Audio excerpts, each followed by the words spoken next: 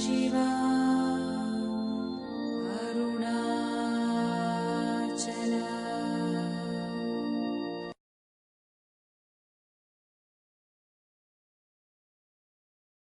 Ramani Maami, wife of Mani Mama, was absorbed in Bhagavan on May 13th, 2019. Maami passed through the trials of failing health with exemplary courage and patience, without losing that gentle smile on her face. Over the years, many of us have had the privilege of spending time and forming connections with her while she visited her son Ramana here in the Bay Area, or when we visited Ramanashrama. We share our experiences and impressions of Maami as a humble tribute to honor her memory.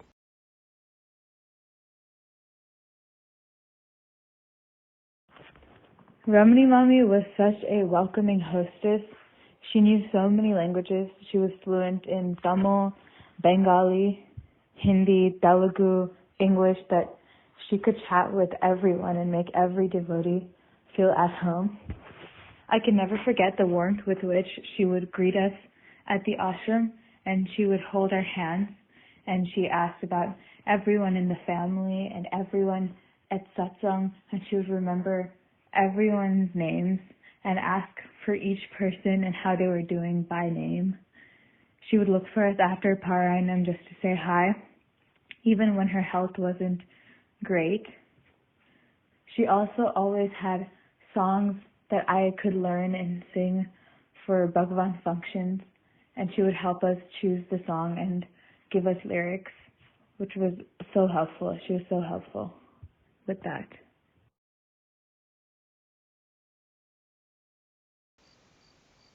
Maami was strikingly simple, without any airs whatsoever, both in her appearance outwardly, in the sense that she wore the simplest of saris and never tried to stand out in a crowd, and inwardly in that she was like a child.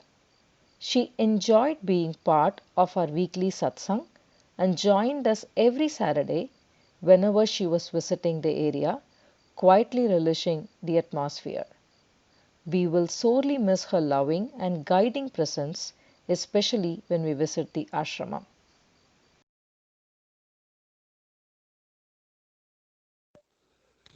I first had the good fortune of meeting Sri V.S. Mani and Srimati Ramani in 1985, the year they both moved back to Tiruvannamalai to assist the ashram president, Mani's father.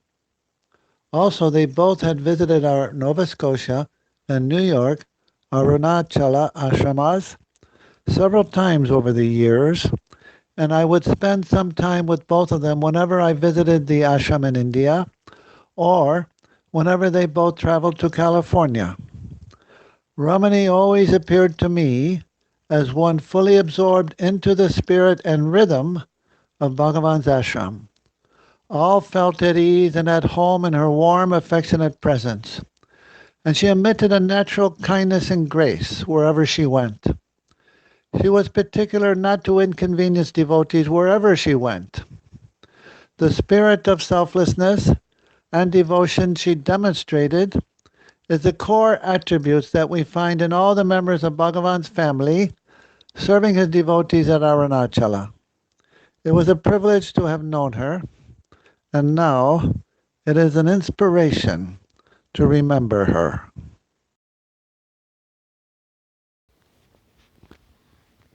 Ramani Maami was a very special person to me for many reasons.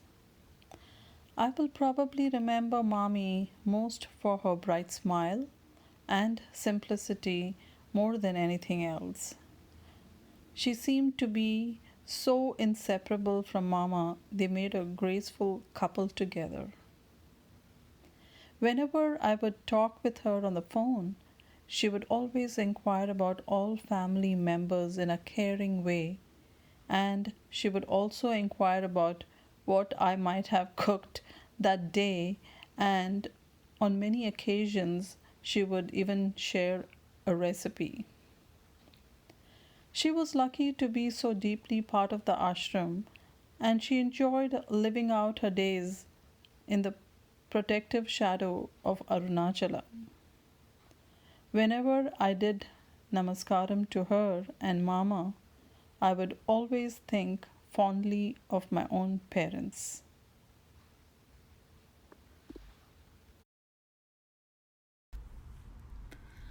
Maami was liked by old ashramites like Kunjaswami, Ramasamy Pillai, and others. She respected and admired all of them as well. It was mutual. She felt very fortunate to know Muruganar, and her recollection was that he was always Ulmukam.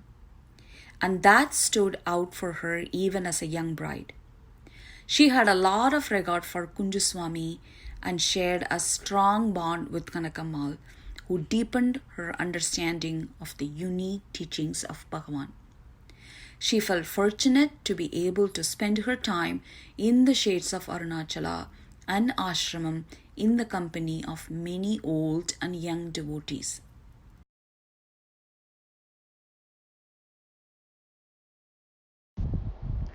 It has been my great fortune to have known and spent a lot of time with Ramani Maami, a great devotee who led a life of surrender and acceptance.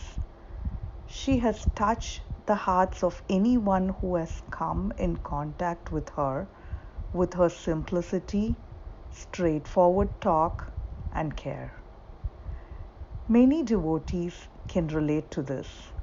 Whenever we visited the ashram, Maami would receive us very warmly and hold our hands tightly and shower us with the love and affection of a mother. Maami has given lots of timely advice, citing examples of her own life about how to perform our duties in a worldly sense and also take care of our children. They have been a great source of strength to me during my tough times. It has been a blessing that Ramani Maami and Mani Mama have attended many of our satsangs and shared their personal experiences about themselves and other devotees. She enjoyed moving to Tiruvannamalai, saying that many other people wanted to live in Arunachala, but Bhagavan chose her. Now, Maami has attained the lotus feet of Sri Bhagavan.